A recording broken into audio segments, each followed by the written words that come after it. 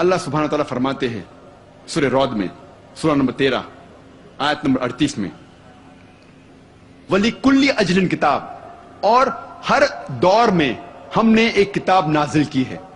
اللہ سبحانہ تعالیٰ نے ہر دور میں ایک کتاب، ایک وحی نازل کی ہے، لیکن نام سے صرف 4 کتابوں 4 وحی کا ذکر ہے اس قرآن مجید میں، توراہ، زبور، انجیل اور قرآن۔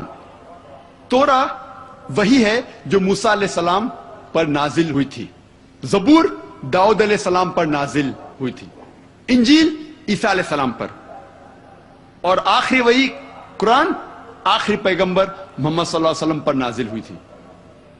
نام سے صرف 4 کا ذکر ہے، لیکن اللہ تعالیٰ فرماتے کئی وحی، کئی کتابیں ہم نے نازل کی، مثال کے طور پہ صحف ابراہیم وغیرہ۔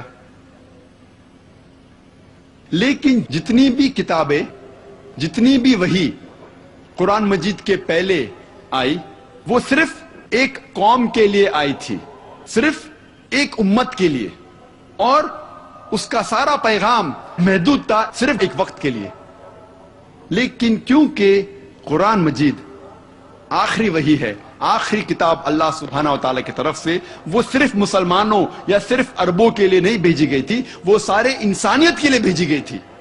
اور اللہ تعالیٰ فرماتے سورہ ابراہیم میں سورہ نمبر 14 آیت نمبر 1 میں الف لام را، ہم نے کتاب نازل کی محمد صلی اللہ علیہ وسلم پر تاکہ وہ انسانیت کو، ساری انسانیت کو اندھیرے سے اجالے میں لے جائے، روشنی تک لے جائے۔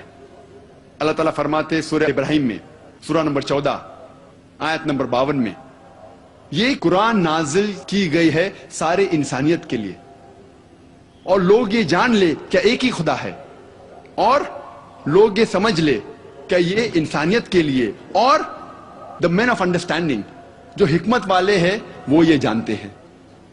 اللہ تعالیٰ فرماتے سورہ بقرہ میں سورہ نمبر 2 آیت نمبر 185 رمضان وہ مہینہ ہے جس میں نازل ہوا تھا قرآن، ساری انسانیت کے لیے ہدایت بن کر، اور یہ کرائیٹیریا ہے ججمنٹ کے لیے، حق اور باطل کے درمیان فیصلہ کرنے کی چیز ہے قرآن۔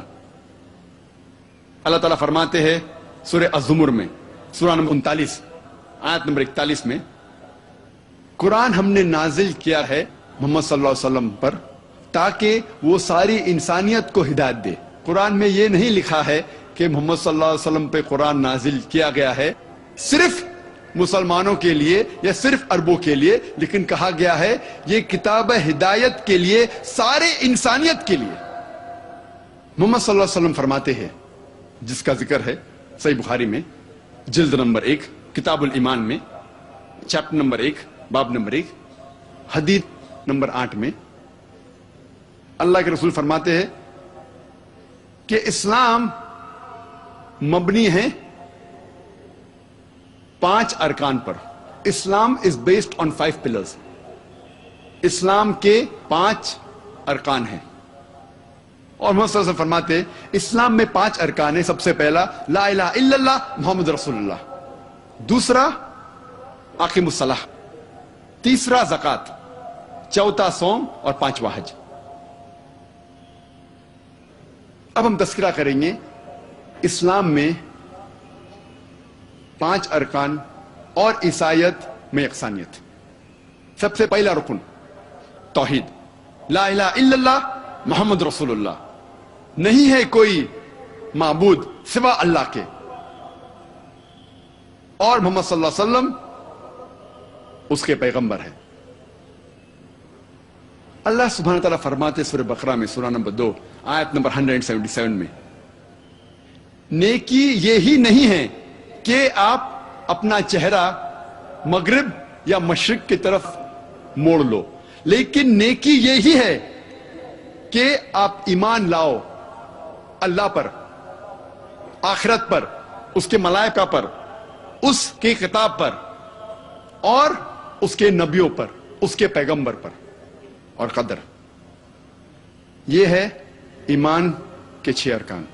میں نے اس تقریر کے شروع میں قرآن مجید کی ایک آیت کی تلاوت کی، سورہ ال عمران سورہ نمبر 3 آیت نمبر 64۔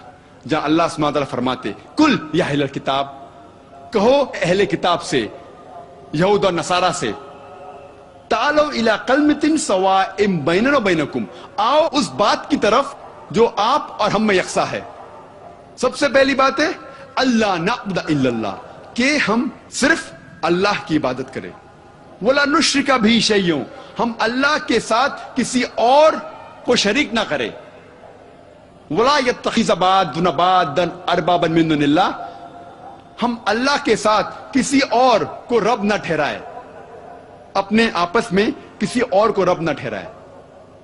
فَإِن تَوَلَّوْا، اگر وہ مڑ جائے، فَقُولُوا اشْهَدُوا بِأَنَّا مُسْلِمُونَ، آپ شہادت دو کہ ہم مسلم ہیں، ہم ہماری ساری رضا اللہ سبحانہ و تعالیٰ کے حوالے کرتے ہیں۔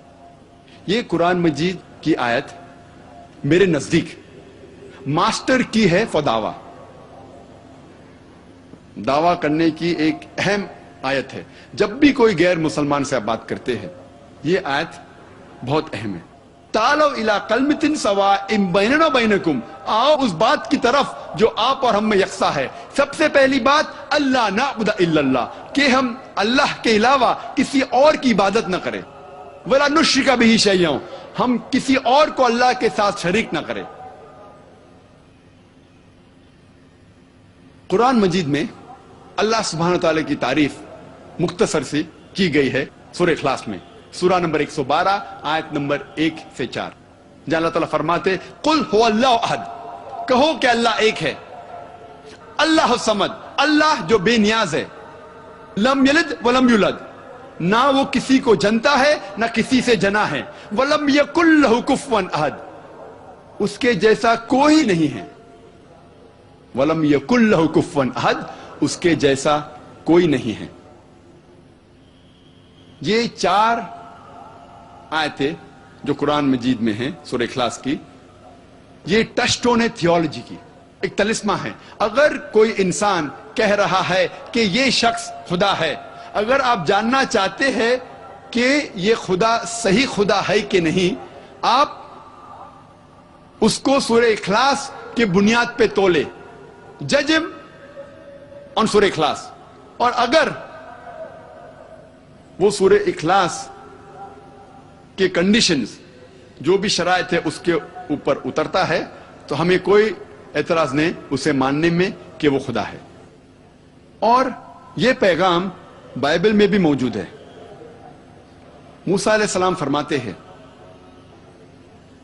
بک آف ڈیوٹرانومی میں چیپٹر نمبر 6 ورس نمبر 4 میں، شما اسرائیلو ابن الحین و ابن خد، یہ ہیبرو کوٹیشن ہے جس کے معنی ہیں euro Israel the Lord our God is one Lord، سنو اے بنی اسرائیل، ہمارا خدا ایک خدا ہے۔ جب عیسیٰ علیہ السلام کو پوچھا گیا تھا سب سے پہلا حکم کیا ہے، which is the first of the commandment، انہوں نے ہو بہو جو موسیٰ علیہ السلام نے کہا تھا اس کو دہرایا، جس کا ذکر ہے گوسپل آف مارک میں چیپٹر نمبر 12 ورس نمبر 29 میں، شما اسرائیلو ادن الحین و ابن خد، euro Israel the Lord our God is one Lord، سنو اے اسرائیل، ہمارا خدا، ہمارا رب ایک خدا ہے۔ اسلام میں سب سے بڑا گناہ ہے شرک۔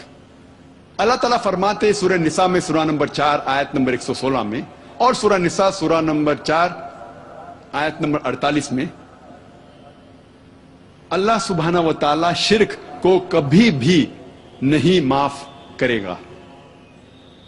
اس کے علاوہ کوئی بھی اور گناہ ہو اگر اللہ چاہے تو معاف کر سکتا ہے، لیکن شرک کو کبھی بھی نہیں معاف کرے گا، کیونکہ یہ بہت بڑا جرم ہے، بہت بڑا گناہ ہے۔ اور اس کا ذکر بائبل میں بھی ہے۔ بائبل میں لکھا ہے book of Exodus chapter number 20 verse number 3 to 5، اور book of Deuteronomy chapter number 5 verse number 7 to 9 میں، Thou shall have no other God besides me. Thou shall not make unto thee any graven image of anything, of any likeness in the heaven above, in the earth beneath and in the water beneath the earth. Thou shalt not bow down to them, nor serve them, for I, thy God, thy Lord, is a jealous God. इसके मानी है, thou shall have no other God besides me. आप मेरे अलावा किसी और को खुदा ना बनाएं.